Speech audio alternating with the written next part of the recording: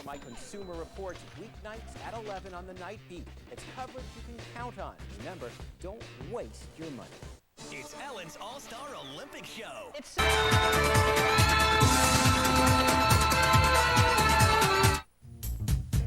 This program was presented by Volkswagen. Are you still being charged too much for internet service? Still waiting for a better deal? Well, your wait is over. With People PC Online, you get unlimited internet access for just $10.95 a month. And you get accelerator technology free for an entire year. That's a $60 value. Visit up to 5 web pages in the time it used to take to visit one, and pay just $10.95 a month. Plus, our smart dialer automatically chooses the fastest, most reliable access number. Want more? You even get security tools to help protect you from spam, pop-ups, and email viruses. Compare us side by side with your current ISP. Go to peoplepc.com to try us free for 30 days. Surf up to 5 times faster for an entire year with free accelerator technology. All this for just $10.95 a month. But hurry, this special offer is for a limited time only. Go online or call 1-800-626-9172.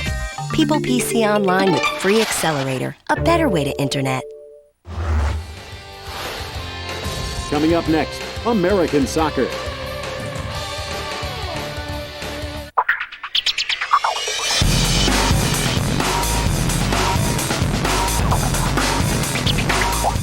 Today, the United States preparing for its next step towards Germany.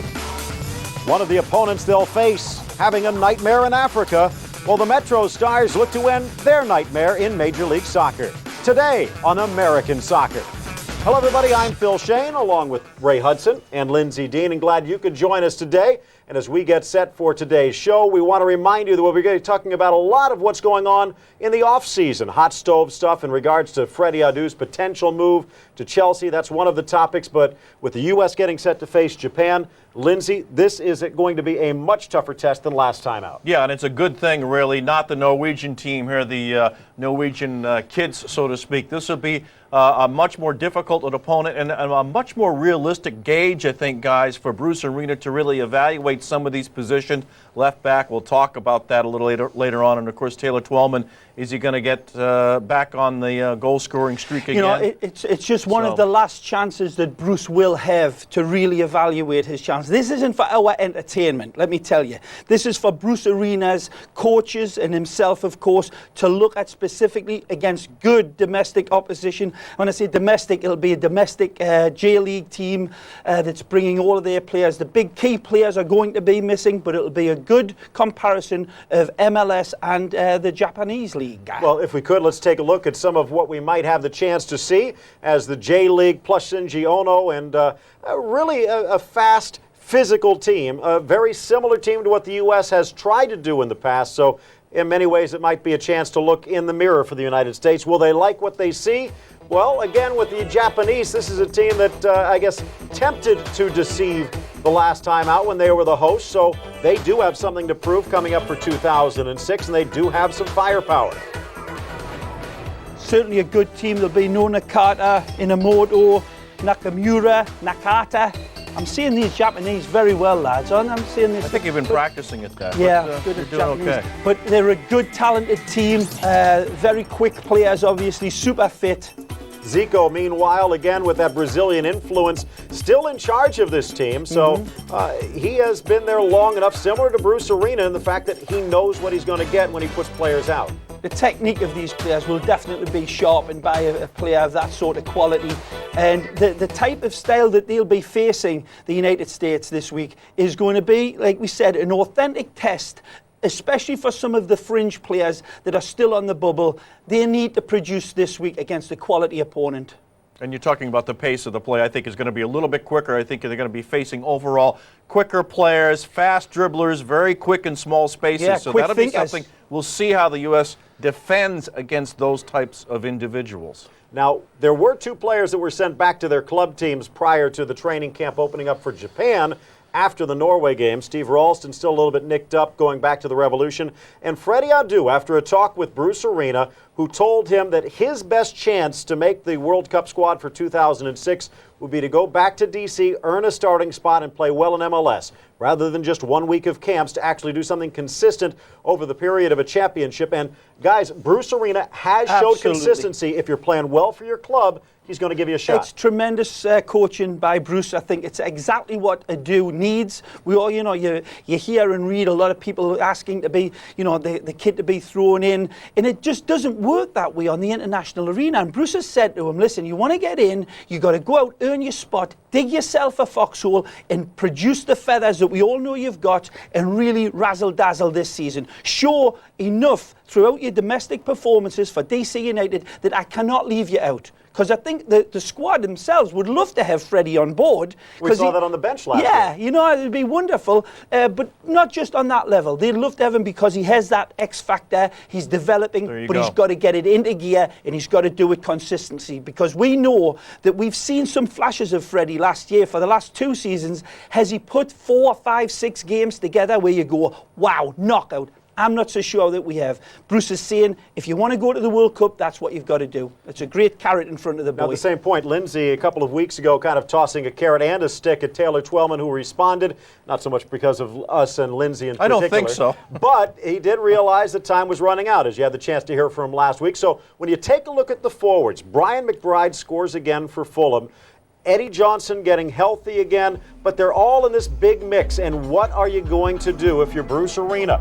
It looks more and more like he's really going to be playing guys with one center forward, and then how much he puts up is going to probably be on the wing or withdrawn. So McBride, is he the best opportunity in this particular case? Or, as we saw last week, can Taylor Twellman do it? He might get another chance against Japan. Well, this is a big game, obviously, again for Taylor. Coming off the big performance against Norway. Doesn't have to score a hat trick again, but he needs to play well again, I think, to solidify his spot for Germany. Sure, he needs to hold it up better. He needs to antagonize them more consistently. This lad, Brian Ching, for me, has all the qualities of a top-class finisher and a good point man up front. He's definitely a great alternative. He's been a bit off colour lately. Eddie Johnson, another one, Lindsay. Okay, well, the whole question about Eddie Johnson is health. How is the foot, the big toe, the other injuries? How is he going to hold up? Durability? But he has the talent. Oh, monster, and you talk about guys, talent. all of these players very good in the air, which is also going to be critical, whether they're playing a true target role or not. Yeah. They're all good in the air. There's none better than Brian McBride. I agree with that. And the other one that I hope that we do get an opportunity to look at in these next 2 qualifiers is young Rolf from the Chicago Fire. Not the tallest player on the pitch. I tell you what, that kid is a really good development player that has, for my money, of all the people that we've talked about, the one that has still yet to come out of his shell completely, but has got immense potential. And a little bit of that X factor you were talking about. Now, in my mind, one of the big positions for the United States, and it didn't used to be this way, is the defensive midfield. But that's still so much in flux. We're going to talk about that after the Japanese game, maybe even after Guatemala, depending upon whether Kerceus gets hurt and joins the walking wounded. But left back is the other one. And left-sided players, the U.S. is starting to get a little bit stronger, but actually finding someone that can play in the back, well, Carlos Bocanegra. But is he more of a converted center back?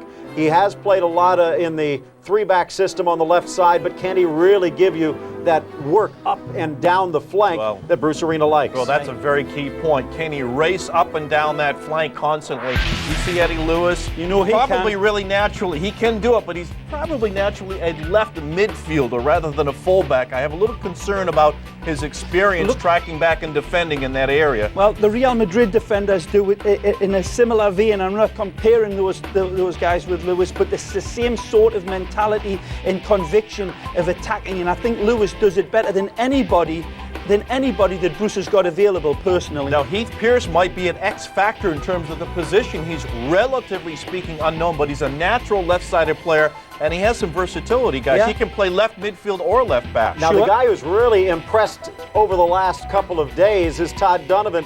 We don't see that much here except for this one setup on the Taylor Twellman goal. But Donovan, one of the more impressive performances in the game against Norway. And out of the blue, he might have just put himself in the final 23. Yeah, and again, you're looking forward again to Japan. The key players, again, Taylor Twellman, Clint Dempsey, and then left back, whomever it might be or whoever's going to play in that position. How do they perform? I think those are 3 key players and 3 key positions for Japan that will be interesting to look at. And it's going to be horses for courses, because I tell you what, if you want an out-and-out defensive player, there's no question, it's Bocanegra.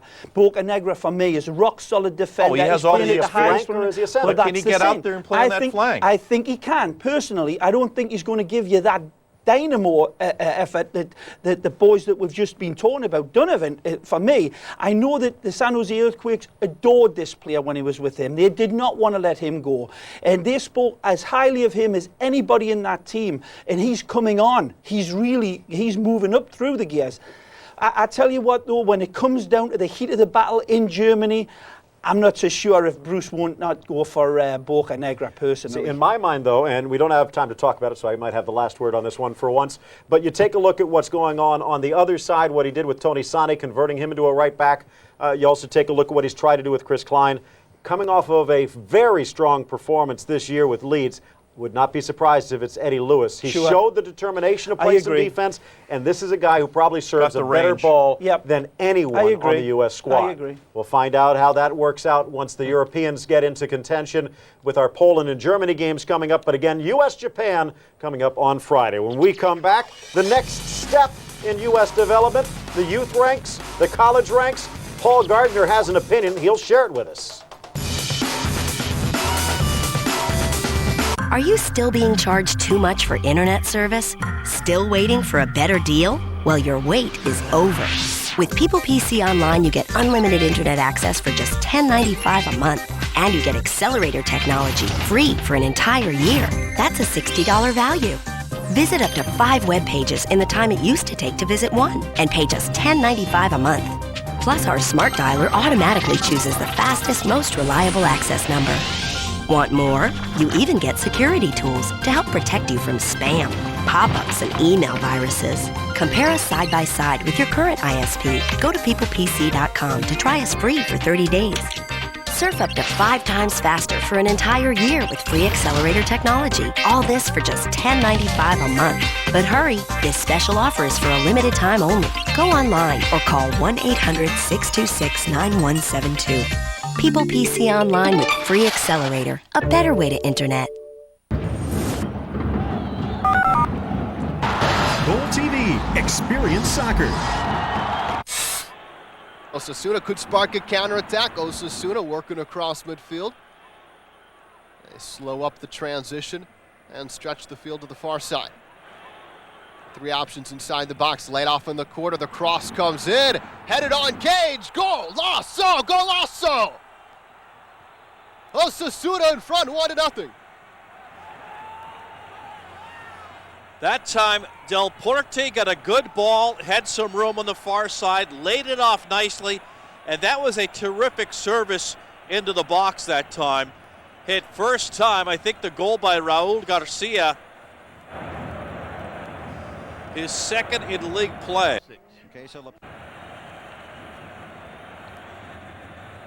I have to say, Kelly, Risco should have done better. He should have at least attempted to stop that ball. Right. You are watching American Soccer.